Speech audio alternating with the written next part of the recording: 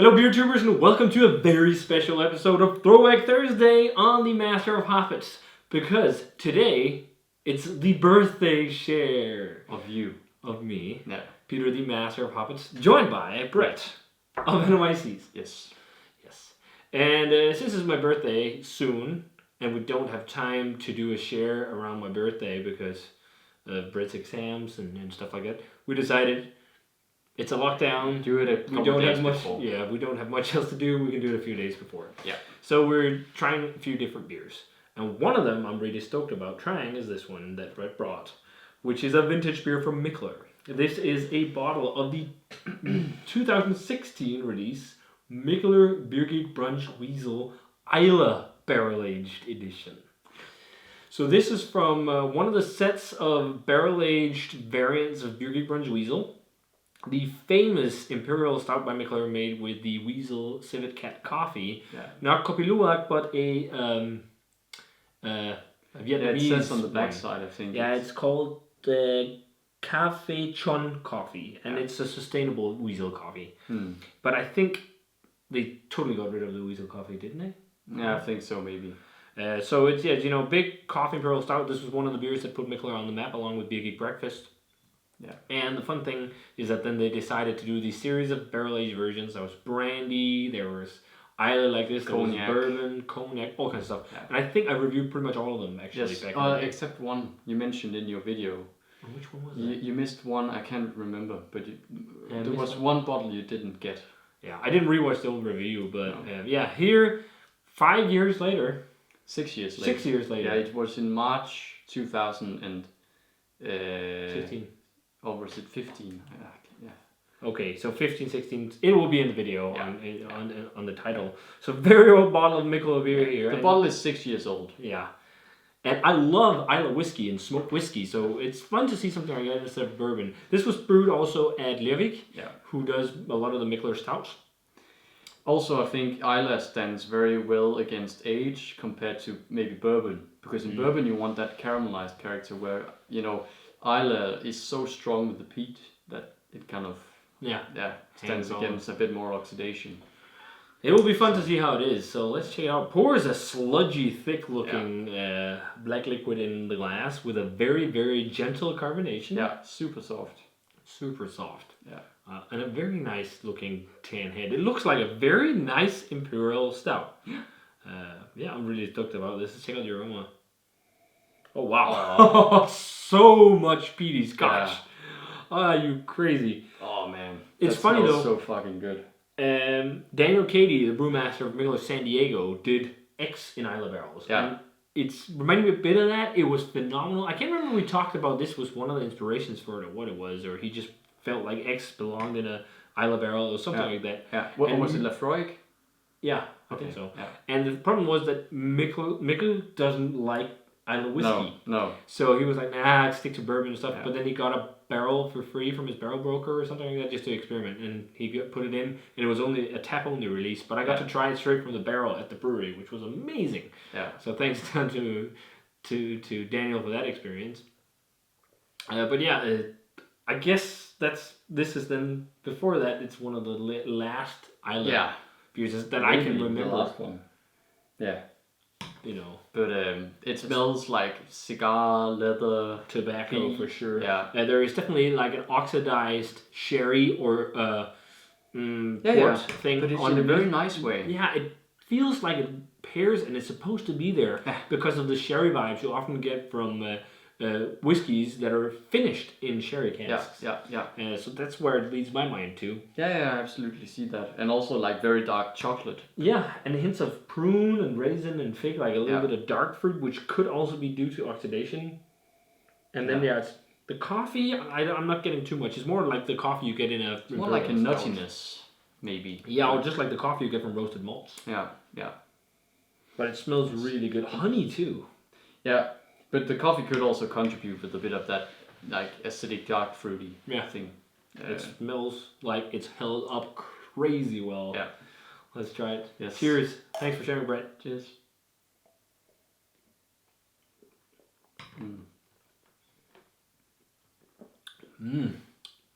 Wow. oh, the aftertaste is really nice. Yeah. Fuck, that's just such. That is a really good. Like the only thing I can put my finger on is the mouthfeel is, right now every barrel-aged beer is being held to the standard of this, which is a problem. It's not a problem. It's amazing. We tried it. Number one must-try beer. That is a smack of flavor. Yeah, but I must say this is probably one of the best aged stouts I've had in a long time. It's I can't 6 years old. I can't remember the last time I had a bottle of stout aged that's just drunk this well. It just, I guess it's just because it's an Islay barrel too. It works. Like I think if it was bourbon, maybe oxidation could overshadow it, but because it's that intense smoke flavor, it's just full on. It's leathery, it's slightly medicinal, it is charry, it is woody. Lots of pipe tobacco, almost like cigar to me.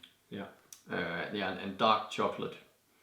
And like, it also has like this very like heavy roasted nuttiness to it. Yeah, and a bit of like heavy roasted old school flavor, but underneath there's sweetness. Hints of vanilla, hints of fudge, but the dark fruits and these kind of more slightly old school flavor are definitely more prominent. Yeah. I can't 100% remember how it was when I had it back in the day. I remember it maybe being a bit sweeter. You said it was very sweet up front, but then very roasty. Okay. The aftertaste. That makes sense. And the roastiness is definitely there. Is a really nice. I think I can taste a bit of the coffee. I think that kind of it has like an espresso-esque finish to it. It definitely like the aftertaste is definitely like really heavily roasted espresso coffee, like a really intense dark roast espresso. And I think it tastes like that, maybe because of the age, but also the roasted malts are really standing out. Yeah. Beautifully aged beer. Yeah. Beautifully aged Absolutely. beer. The only weird thing for me is that I remember it being a much more thick beer when I had it a year ago. But I don't know if it's like just, having tried other beers or whatever, but I remember it being a bit more thick and chewy. But it could also be these chunks that that were in my glass, making it a bit more thick. We can swirl it and find out. Do we dare? Yeah, just a bit maybe. Swirl up the because that bottom pour is very thick and you can see it's thicker. Can see it. It's like the thickness of it. I think it might be proteins and stuff that just settle at the bottom of the glass. Yeah. Or the bottle. You can see it right now when you swirl. That is so weird. It already coats the glass more. Like look at the. Yeah. It's almost like this particulate kind of thing.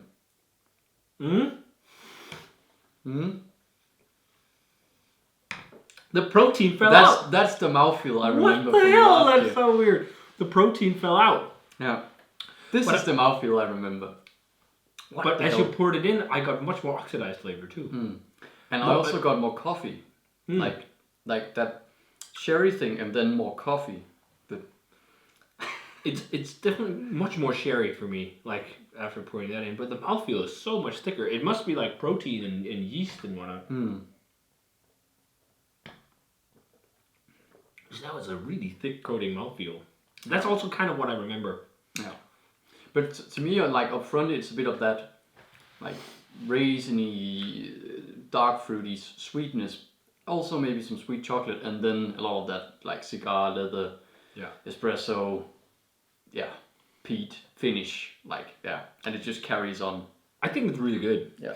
I think it holds up. I gave it a 96 back in the day, and I'll stick to that grade. It's world-class barrel-aged Islay Stout. Yeah. The only thing that would make it higher for me is more sweetness, just to combat all that roast and smoke. And I think with a little bit more sweetness and a little more fudgy flavor, they would balance out even better. Like this, again, everything is going to be held up to this, but this just had the perfect balance of like roast and fudge and just like everything. Yeah. That's kind of like the balance I'm looking for now in stouts. Yeah. And I'd want.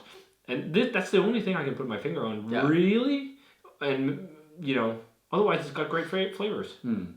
So, I think 96 is a great grade still for a phenomenal barrel-aged stout that's held up over 6 years in the bottle. It is quite impressive how well it's held up. And I definitely see, I had it a year ago exactly. And I see it is a bit more dark fruity now. It was more chocolatey Yeah. like a year ago. It had Maybe it's like more this coconutty or dark chocolatey now. but it definitely had this kind of chocolate sauce thing about it. It has gone a bit more dark fruity now, but I'll still like. I think last year was between a 96 and 97, so I go 96 now. Yeah. It's really fucking good. Yeah. There's only one place in the country you can still get this, which is in our city, but we're not going to tell you where. But if you're from here or whatever, Denmark, you might know. Yeah. I don't think we're not going to talk about it because we can maybe keep the you bottles to yourself. You won't find it in gonna- any shops. I think so. if you're lucky at the back shelves of some random shops, because I know some of these also made it to the States. Oh. And, you know, you find random stuff in bottles in random liquor stores in the States. When I was in Boston, I found bottles of our Christmas beer. Yeah. From 2005. The hell, man. No, 2006. Or was Okay. it? No, eight. That's still amazing. Yeah, it was sitting like a vintage Christmas beer. It's like, what the fuck? Yeah.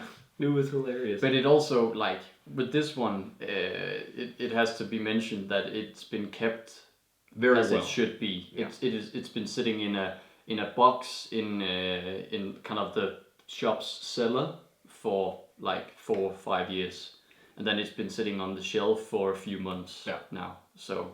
And it should be duly noted that you will only like this if you like heavily peated Scotch whiskey. Yeah. If you do not, you will not like it because it is really smoky and really peaty. Yeah. And that is probably also why this is the vintage they have left. Because I remember they for a while also had the cognac with the wax. Yeah, and the tequila. Yeah. The Brian versus George tequila, I think. Yeah. So. Yeah. But yeah, if you guys had a chance to check out a bottle of Mikkeller Beer Geek Brunch Weasel in Islay barrels from 2005, 6, something like that. Let us know what you thought of it. We thought it was phenomenal, fun to try. And birthday share going on, turning 31. Yeah. Oh yeah. So we're going to try some more dope stuff tonight. So thanks a ton for watching this Throwback Thursday, guys. As always, remember to comment, subscribe, check out the Facebook fan page and Twitter and Instagram. Give this video a thumbs up if you enjoyed it. And we're going to say cheers in a Danish classic variant of it. Yeah. And see you guys in another Throwback Thursday or beer review. Cheers.